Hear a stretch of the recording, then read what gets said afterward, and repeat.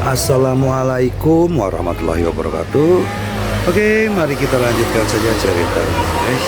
Bab 705, biarkan aku menyelesaikan tugas kali ini. Satu sepatu hak tinggi di pintu dan satu lagi di lobi. Roknya terlempar ke tengah tangga lantai 2. Kapnya digantung di pegangan tangga lantai 2. Xiao Nene terlempar ke tangga. Ini Seng Lingyun penuh dengan pertanyaan sekarang. Dia mencoba menarik napas dalam-dalam sambil memegang telepon di tangannya.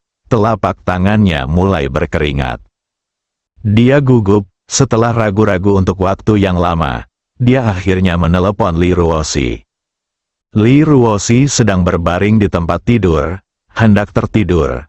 Ketika dia melihat panggilan telepon Seng Lingyun, dia mengangkat tangannya dengan pergelangan tangan yang sakit dan akhirnya mengangkatnya dan menekan tombol jawab. Lingyun. Ruoxi, kamu di mana? Seng Lingyun bertanya dengan suara rendah. Dia terus mencari dengan sembunyi-sembunyi ke atas. Ji Fei, yang berbaring di sebelah Li Ruoxi, memiliki senyuman di bibirnya.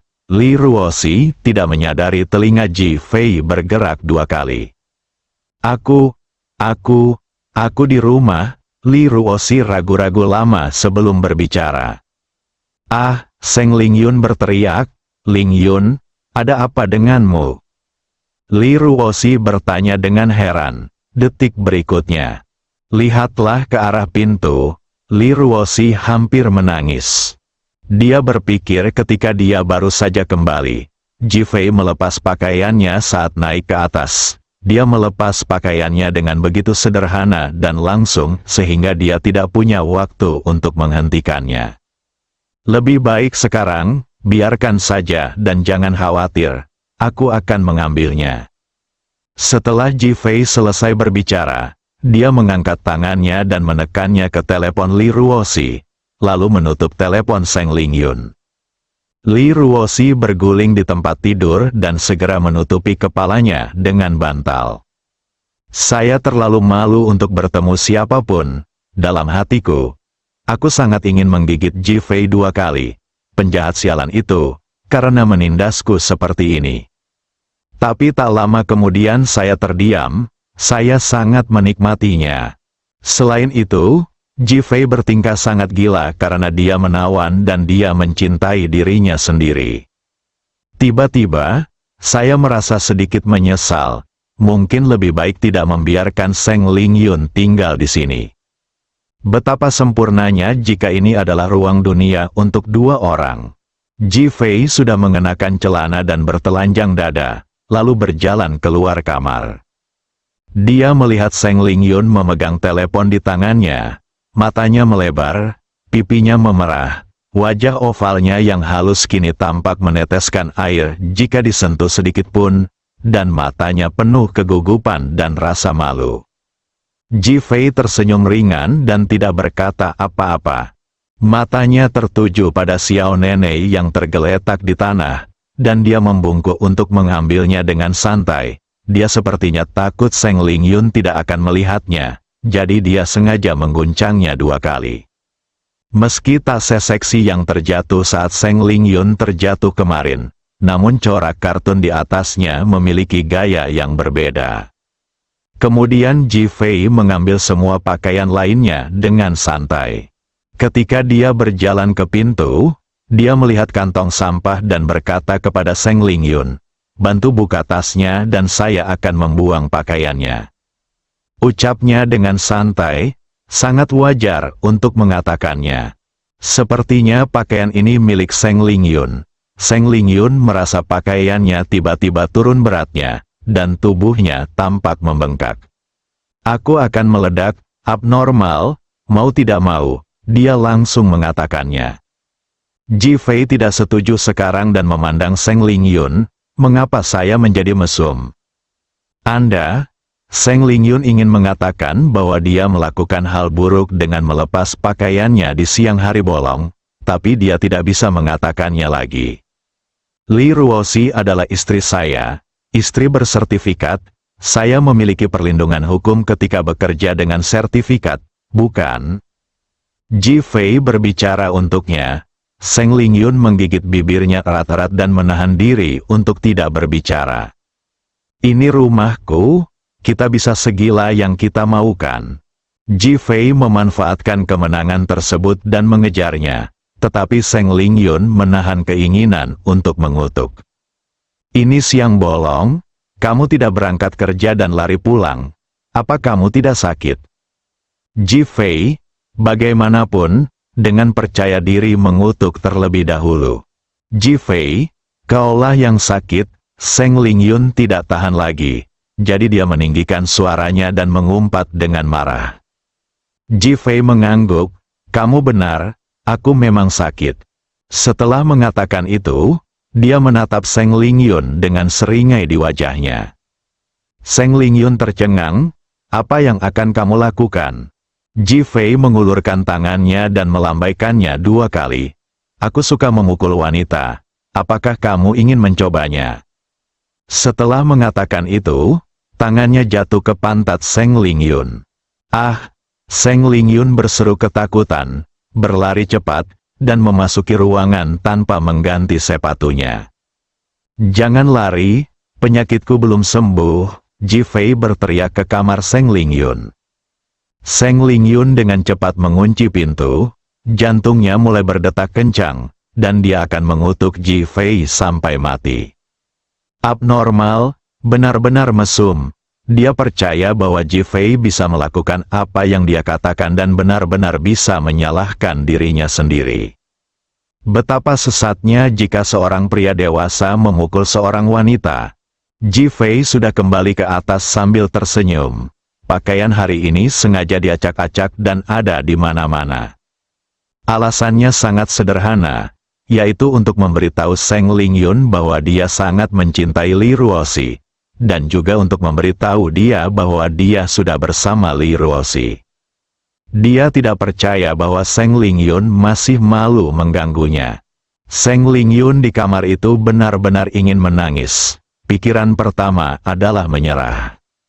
Tapi memikirkan dorongan ibunya, dia mencubit bantal dengan tangannya dan berkata, sialan Ji Fei, aku akan membuatmu membayar kembali semua penghinaan yang telah kamu lakukan padaku. Ji Fei tidak tahu bahwa dia sudah kembali ke kamar. Melihat kepala Li Ruoxi di dalam bantal, dengan sepetak salju di luar, puff. Ji Fei langsung tertawa. Li Ruoxi tiba-tiba mengangkat kepalanya dan melihat Ji Fei. Kamu membunuhku? Bagaimana aku bisa melihat seseorang di masa depan? Apa yang kamu takutkan? Ini rumahmu. Jika kamu malu, orang lain akan lebih malu lagi. Ji Fei mengatakan sesuatu yang berarti. Li Ruoxi masih malu-malu dan menolak mengangkat kepalanya, membenamkan kepalanya di bantal. Ji Fei tersenyum dan menutupinya dengan selimut. Selamat tidur, masih ada yang harus kuurus. Setelah itu, saya berpakaian dan keluar. Li Ruoxi merasa mengantuk dan benar-benar tertidur. Adapun Seng Lingyun di bawah, dia sangat tertekan sehingga dia tidak meninggalkan rumah. Ji Fei datang ke perusahaan keamanan Bameng. Tie Xiong sudah mengetahui apa yang terjadi di grup Hongke hari ini. Dia dengan cepat melangkah maju dan berkata dengan senyum menjilat di wajahnya, Saudara Ji, kamu luar biasa. Ji Fei tidak mengatakan apa-apa, tapi tiba-tiba mengangkat kakinya dan menendang Tai Xiong. Tie Xiong merasa reaksinya sangat cepat. Saat Ji Fei ingin mengangkat kakinya, dia mulai melompat ke samping. Tidak sakit, tapi memalukan. Beri aku pelatihan yang bagus ketika kamu punya waktu, dan jangan bodoh. Ji Fei memarahi dengan marah dan memasuki perusahaan. Wajah lama Tie Xiong memerah, dan ketika dia melihat orang lain di sekitarnya menatapnya, dia tiba-tiba menjadi marah dan berkata, kalian semua bisa berlatih dengan saya, dan kalian masing-masing bisa berlatih selama 1 jam ekstra. Dahi, wajah semua orang penuh kesedihan. Saudara Xiong melampiaskannya pada mereka. Sangat tertekan dan menangis di dalam hati. Namun, 1 jam terlalu sedikit. Jika ada yang tidak berbaring untukku hari ini, keluar dari sini. Phoenix muncul di depan semua orang dengan mengenakan jaket dan celana kulit hitam. Setelah tidak bertemu satu sama lain selama beberapa hari, ketika semua orang melihat Phoenix lagi, mereka merasa seperti tekanan udara yang kuat menerpa mereka, dan mereka tiba-tiba merasa kesulitan bernapas. Cepat, pergi ke pelatihan. Dibandingkan dengan Ji-Fei, mereka lebih takut pada Phoenix, seorang instruktur mesum di mata mereka. Kamu baik-baik saja, kamu telah membuat kemajuan. Ji-Fei memandang Phoenix dan berkata dengan tenang. Kalau begitu serahkan tugas ini padaku. Phoenix memandang Ji-Fei dan berkata. Bab 706 dia masih ingin menonton filmnya sendiri, tugas. Ji-Fei bertanya.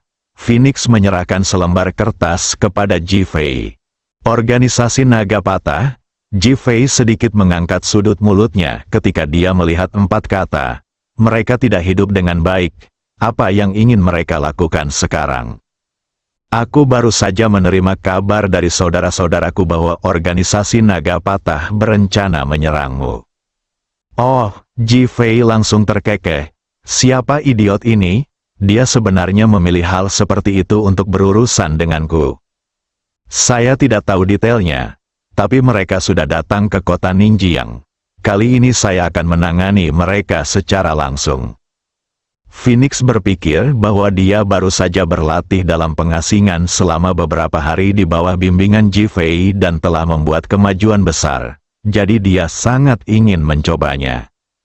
Ini adalah kesempatan untuk melatih pasukan. Serahkan pada Tie Xiong dan yang lainnya, hanya untuk beberapa pelatihan. Bisakah mereka melakukannya? Phoenix tidak optimis.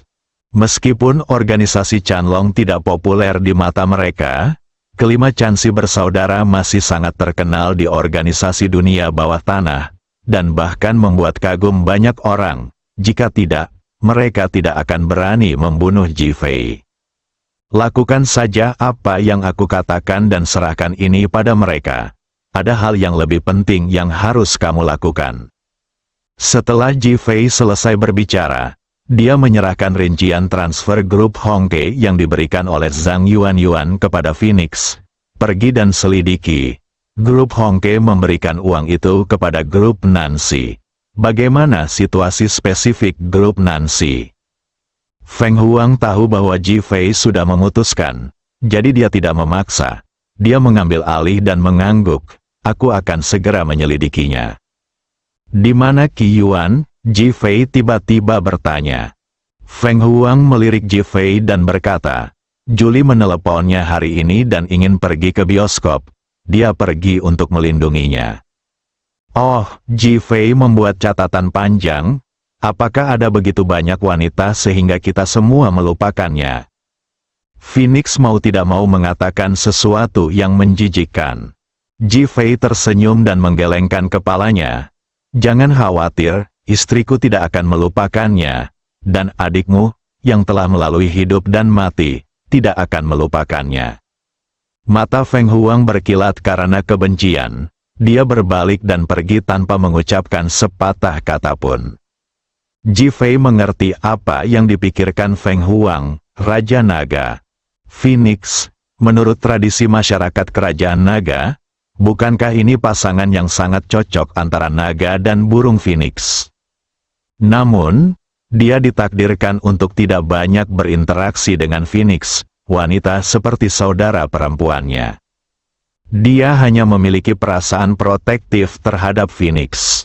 Melihat Feng Huang menjelaskan tugas kepada Tie Xiong di sampingnya, Ji-Fei tidak masuk ke perusahaan, tetapi langsung keluar. Setelah dia keluar, dia menelepon Qi Yuan dan setelah menanyakan lokasinya, dia segera pergi ke lapangan Ningjiang. 20 menit kemudian, Ji-Fei memarkir mobilnya di lantai bawah di Ningjiang Plaza dan naik lift ke kota film di lantai 5. Ketika mereka sampai di pintu, mereka melihat Julie dan Qi Yuan berdiri di depan pintu. Julie mengenakan rok mini berwarna merah menyala hari ini, memperlihatkan pahanya yang seputih salju, dan sepasang sepatu hak tinggi berwarna merah dipasangkan dengan rambut pirangnya. Dia sangat cantik dan sangat menarik. Mata pria yang tak terhitung jumlahnya tertuju padanya, tapi dia tidak peduli. Dia menatap pintu dengan penuh harap, menunggu Ji Fei. Melihat Ji Fei, matanya yang awalnya kusam langsung dipenuhi energi, dan dia berjalan cepat menuju Ji Fei. Ji Fei, kamu masih mengenalku? Saat dia membuka mulutnya, wajahnya penuh dengan kesedihan dan keluhan, seperti wanita yang sangat kesal. Sejak dia bekerja sama dengan Ji Fei untuk menipu Zhou Fenghua di kota Ninghai, dia tidak bisa kembali ke rumah dan tidak berani menelepon ayahnya Manisius. Kemudian, dia menemani Ji Fei bermain di sini dan menjual grup Jianghua ke Akasaka dengan harga tinggi. Setelah itu, Ji Fei mengatur untuk tinggal di hotel dan menghabiskan waktu sendirian setiap hari. Selama periode ini, dia menelepon Ji Fei beberapa kali, tetapi Ji Fei menemukan berbagai alasan untuk tidak menemuinya. Melihatnya sekarang adalah kejutan sekaligus celaan. Ketika Qi Yuan melihat kedatangan Ji Fei, dia langsung merasa santai, saya harus pergi dulu. Setelah mengatakan itu, dia melambaikan tangannya ke Ji Fei dan lari. Dia sekarang takut melihat Julie. Setiap kali dia melihat Julie, dia selalu bertanya tentang Ji Fei. Qi Yuan harus berbohong demi Ji Fei. Lagi pula, Anda tidak selalu bisa menemukan alasannya. Ji Fei memelototi Qi Yuan, yang pura-pura tidak memperhatikan dan berlari lebih cepat. Bajingan ini, Ji Fei tertawa dan mengutuk. Julie memeluk lengan Ji Fei dan bersandar di atasnya dengan sebagian besar tubuhnya. Dia juga dengan sengaja menggosok lengannya 2 kali dan berkata sambil terkikik, Ji Fei, ayo nonton film bersamaku. Ji Fei merasa tidak berdaya, dia tidak bisa menolaknya apapun yang terjadi. Oke, film apa? Cinta di tangan kiri? Cinta sejati di tangan kanan, ku dengar dibintangi oleh Angel, bintang wanita paling populer di kerajaan naga. Julie memperkenalkan, malaikat, sudut mulut Ji Fei sedikit terangkat.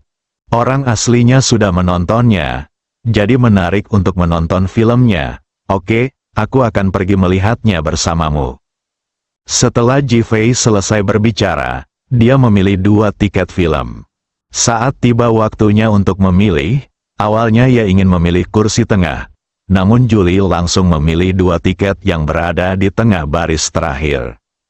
Ji Fei memandang Julie, yang menjulurkan lidahnya dan berkata, diam di barisan belakang. Setelah mengatakan itu, pipinya menjadi merah, hampir semerah bajunya. Ji Fei berkepala besar, gadis ini pasti tidak punya ide bagus. Kenapa repot-repot? Ji Fei tidak menyerang, dan keduanya memeriksa tiket mereka dan memasuki teater. Cinta di tangan kiri, Cinta sejati di tangan kanan, menjadi film terpopuler saat ini, ditambah dengan popularitas Angel yang super, seluruh venue hampir penuh. Julie sedikit kecewa saat melihat situasi ini, karena ini film yang sangat populer. Saya akan mengubahnya menjadi film yang tidak akan ditonton siapapun, dan kita bisa memesan tempatnya. Ji Fei tersenyum. Ada begitu banyak orang dan ini sangat hidup. Aku tahu apa yang kamu pikirkan, pokoknya, aku hanya menyukaimu. Julie lebih lugas dibandingkan wanita dari kerajaan naga. Hal ini membuat Ji Fei merasa tidak berdaya, menggelengkan kepalanya dan berjalan menuju tempat duduknya. Kedua orang itu sampai ke baris terakhir dan menemukan banyak orang sudah duduk di sana. Masih ada 4 kursi tengah, 2 diantaranya untuk dia dan Julie, dan 2 lainnya kosong. Tidak masalah, yang paling membuat penasaran adalah sudah ada orang di kursi tersebut, dan setiap orang memiliki kamera video dan kamera. Julie mengerutkan bibirnya, orang-orang ini serius. Tidakkah mereka tahu bahwa versi senjata dalam film itu adalah pelanggaran? Dia menggumamkan sesuatu dengan pelan. Ji-Fei sangat gembira. Dengan orang-orang ini, Julie tidak bisa melangkah terlalu jauh. Dia tersenyum dan menepuk pinggangnya 2 kali. Tidak semua orang sejahtera sepertimu. Aku juga punya masalah. Aku mencintaimu. Ji-Fei langsung menutup mulutnya untuk menghentikannya berbicara. Julie tidak meronta. Dia merasa selama Ji-Fei ada di sisinya, semuanya akan baik-baik saja. Keduanya duduk, dan Julie bersandar ke pelukan Ji-Fei secara alami, dan Ji-Fei tidak keberatan. Dibandingkan dengan Seng Lingyun, dia merasa wanita seperti Julie lebih nyata. Dia tahu bahwa mereka tidak bisa bersama, tapi teman saja sudah cukup, dan dia hanya ingin memuaskan hasrat batinnya. Bayangkan diculik, hampir dipermalukan, dan kemudian jatuh dari langit. Aneh rasanya jika tidak terpesona oleh pahlawan seperti itu. Melihat Ji-Fei tidak keberatan, Julie berperilaku baik dan menyandarkan kepalanya di bahunya. Lebih dari 5 menit berlalu dalam sekejap mata, dan tiba-tiba 5 orang masuk melalui pintu. Berjalan di depan adalah seorang pengawal. Di belakang pengawal itu ada seorang pria berkacamata dan berjas hitam, dan di tengah adalah seorang wanita. Ji-Fei tahu itu malaikat hanya dengan sekali pandang. Dia hampir tertawa terbahak-bahak. Dia masih ingin menonton filmnya sendiri. 5 orang berjalan menuju ke arah Ji-Fei. Mereka yang duduk di belakang dengan kamera sudah membidik Angel dan yang lainnya. Bersambung.